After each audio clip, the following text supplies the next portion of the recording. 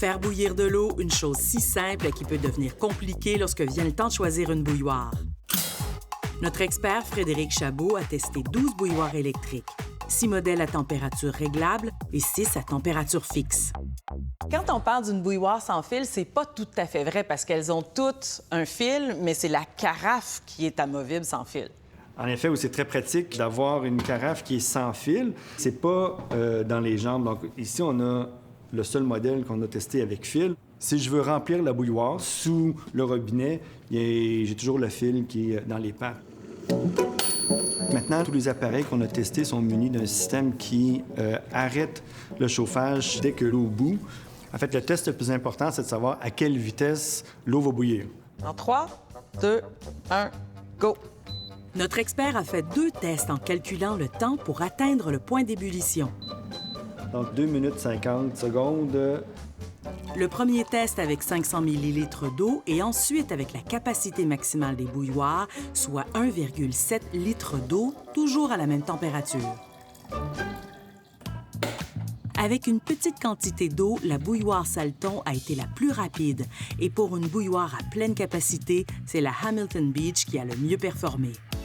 Si voir le niveau d'eau vous importe, les modèles en verre seront un bon choix. Mais d'autres types de matériaux proposent aussi d'excellents systèmes.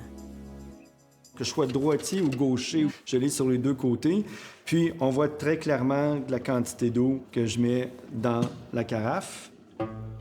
Tandis que la Black & Decker est graduée à l'intérieur, pas très pratique. Que votre bouilloire soit en verre, en plastique ou en acier inoxydable, attention à l'accumulation de calcaire.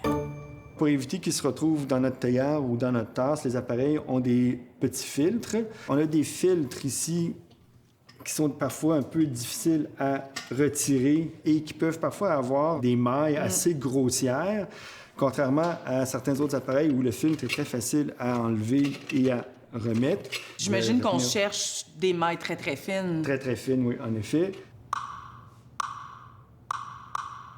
Quelques modèles sont munis d'un filtre anti-calcaire intégré dans le couvercle. Une fois que mon filtre est sale, je vois un peu difficilement comment je vais faire pour le nettoyer.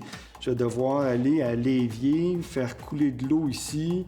Là, l'eau va couler partout. Mon dépôt de calcaire va retomber. C'est beaucoup moins pratique qu'un filtre qui est retirable. Ouais. Et en plus, souvent dans ces modèles-là, il y a un espace entre le filtre et la paroi. C'est pas hermétique. Le néo risque de passer quand même. On a toujours eu des éléments comme ça qui sont immergés dans l'eau et qui sont très difficiles à nettoyer aussi. Depuis quelques temps maintenant, on a des éléments qui sont intégrés donc à l'intérieur de la base, donc sous le fond de la carafe, donc beaucoup plus facile à nettoyer.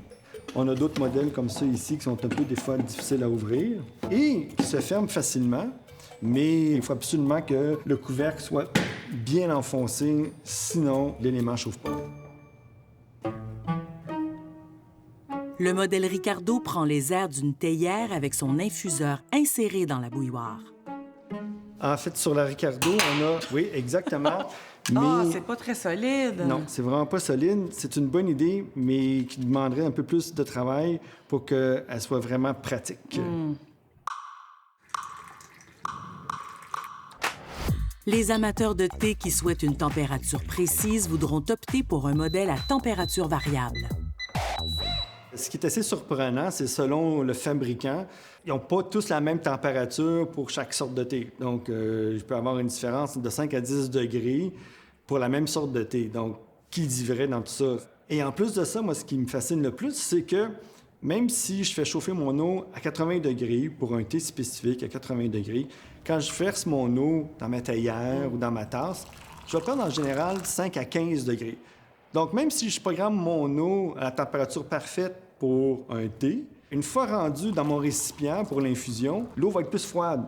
Oui, on est autour de la douzaine de degrés. On s'achète un thermomètre à 15 $, puis on peut faire une infusion à une température très précise. Tous les modèles qui sont programmables aussi ont une fonction de maintien. Donc, si je programme mon eau pour qu'elle soit à 90, je la pars, elle est à 90, je vais faire autre chose. La température est atteinte. Quand je reviens, l'eau est à 90. Donc, à part pour les amateurs de thé, est-ce que ça vaut vraiment la peine d'investir dans des modèles plus complexes? J'arrive pas à trouver une utilisation autre que le thé pour avoir de l'eau à 75 degrés ou à 80 degrés Celsius. Si l'idée d'une bouilloire à température variable vous plaît, il faudra y mettre le prix. Parmi celles qui ont le moins de petits défauts, Hamilton Beach, dans les programmables, performe très bien, mais c'est assez cher. C'est quand même 129 $. Salton en font une bonne aussi, qui est moins chère, à 75 $. Le défaut principal, c'est le tableau d'affichage qui est un peu bas. La Breville, c'est vraiment celle qui performe le mieux. Mais c'est très cher quand même, à 130 $ juste pour faire chauffer de l'eau. Sinon, dans la catégorie bouilloire à température fixe, la causerie à 58 $ remplit ses fonctions. Et pour les petits budgets, la toute simple Proctor Silex, même si elle est munie d'un fil, répondra à votre besoin de chauffer de l'eau. C'est sûr que le couvercle n'est pas très pratique, mais pour 33 $, elle fait quand même très bien la job.